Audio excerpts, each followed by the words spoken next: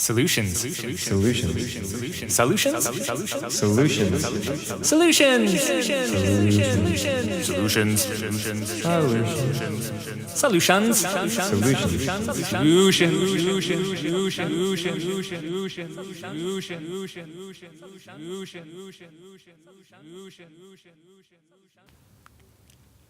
Okay. Welcome back, everyone. Welcome. My name's Graham. And I'm Ashkahn. And today's question for you is... What is it? I'm going to hit it with you in 1 second, Ashkahn. Right, okay. Please be patient. Sorry, I'm just excited. It's how do you form good relationships with other wellness professionals in your city? Yeah. That's a good question. That was a great question. So props out there to the person who sent us that. Nice work. Yeah.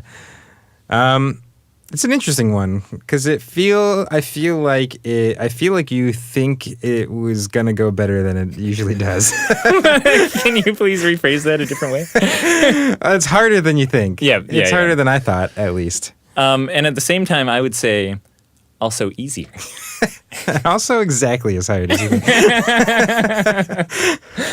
So like here's what I found. Here's the scoop that I found is this was one of the first things we did actually before we even opened our shop. Like we went around to the businesses in our neighborhood, so like walked down the street, walked in kind of like a mile radius to all the different massage, acupuncture sort of literally places. 200 places that were in a mile radius of Float On in Portland, Oregon. Yeah, and then I also made like a spreadsheet of the most popular spas and stuff like that in the city of Portland. Not just spas, like MMA gyms, things like that, and tried to go say hello to them too. And I guess it was really like the shotgun approach. We really went for that shotgun approach. And it turned out that was not as like effective as you would think. Like getting just like your brochures somewhere or something like that really seems to... there's just a lot of noise out there. Like the places that are be like, yeah, just put your brochure on that thing. Like typically have hundreds of brochures on that thing. And that's a little different than the kind of actual like strategic partnership you may make with one or two businesses that you actually want to work with in a more like serious way. Yeah, and I guess my big I have several big takeaways, first of all. So my first big takeaway from the time spent going around to other places was kind of what you said. It was almost like the more that we tried to enter into this really conventional, just like business to business relationship with people, the more it tended to not do as well. And that was even down to like really formal kind of exchanges. We actually got in touch with one of the owners or a manager, and we're like, oh, okay, you can put brochures at our place. We'll put brochures at your place. Even things like referral systems where it's like, okay, well, if you send over 4 or 5 people to float, then you get free floats for that month, or we can give you a little kickback. And we were really playing around with like, how do we make these normal businessy relationships that other businesses manage to form and that help them, And we got a lot of our ideas just from reading kind of more traditional business blogs and business books. But what we found was almost the more professional and the more set you try to make these relationships, the less that it continues in the future. Like most of them fell apart after less than a month, and B, like the less you get out of them, which I thought was interesting. And so for us, it's been really largely those informal and much deeper relationships that have produced the biggest amount of floaters coming in, and also just, I guess, the best feeling on our side. Yeah, it's really like, I almost feel like it's mostly dependent on whether someone in the company you're working with, the owner or some of the practitioners there actually like are really interested in floating and want to float. Like otherwise they just don't seem to care, and it just gets lost in a lot of things. And part of that kind of shotgun approach of talking to a lot of people is you find every once in a while that person who's like, oh, that sounds awesome. And like at that point, everything becomes way easier. You almost don't need any formal system or anything. Like when someone there really is into floating, they're just going to want to come try it, and they're just going to start naturally telling their customers about it.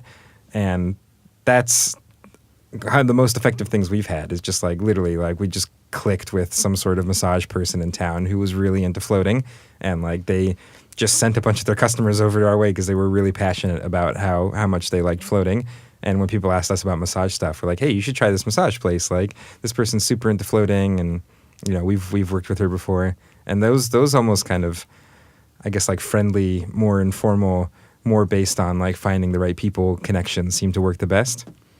And another good one, and I'm sure that other float centers have different experiences. I know a lot that actually enter into kind of more formal relationships with wellness centers, and I'm curious how they do it, because it feels like the more that we get to having someone sign on a contract, that, okay, yes, we're going to put these in our lobby, and here's the cut, or like here's the kind of mutual exchange we're going to do, and we're like, okay, and we'll each deliver brochures once every 3 months when the other one needs it, or something like that. Those set terms really, like, nothing puts a buzzkill on a budding relationship like having someone sign a contract that you're going to be friends from now on, which is kind of what it feels like. And like the more that we've just sort of been enamored of someone, like we have an acupuncturist across the street from us, and our exchange with him is he's just able to come in and float whenever he wants.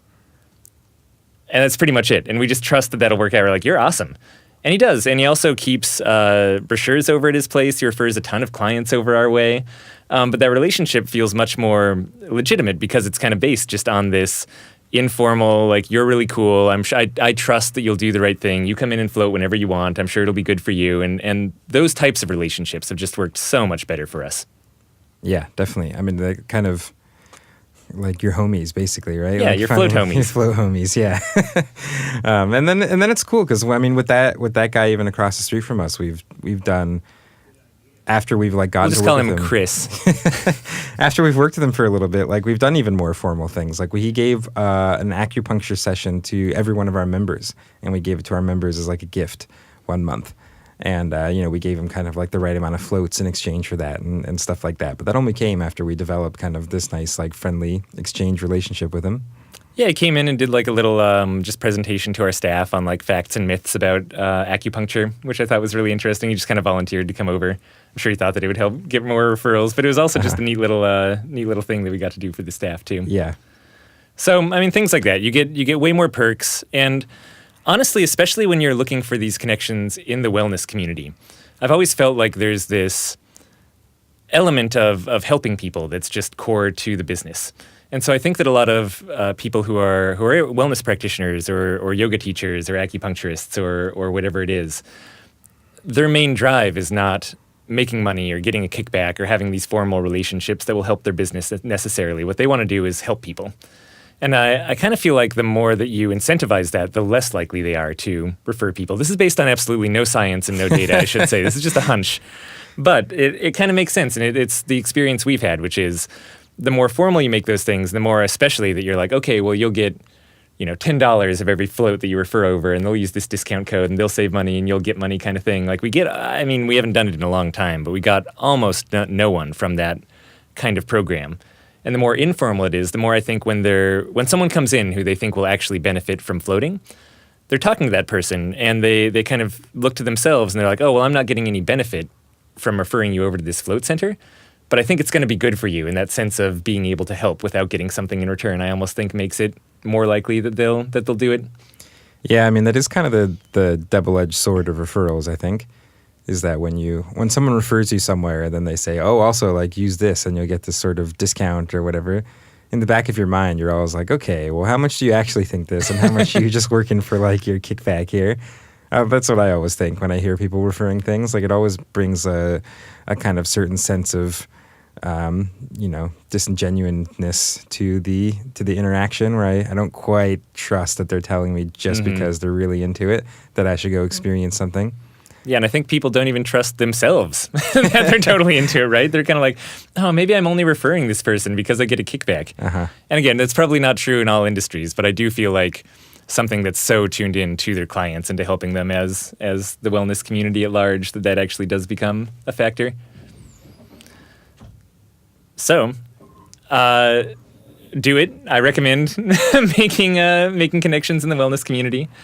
And I guess our final advice is, like, make friends, not business alliances or something. Yeah, at least friends first. Like that seems to be where it has to start.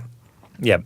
And don't be afraid to get them in for free floats. Honestly, much more important than having your brochures up somewhere or a flyer up somewhere or mentions on their Facebook page is if you're actually getting the people who own a yoga studio into float and the owners and all of their teachers are coming into float, that's going to be way more valuable for your word of mouth and for getting out marketing than any kind of, again, formal arrangement or advertising in their actual shop or something like that. All right.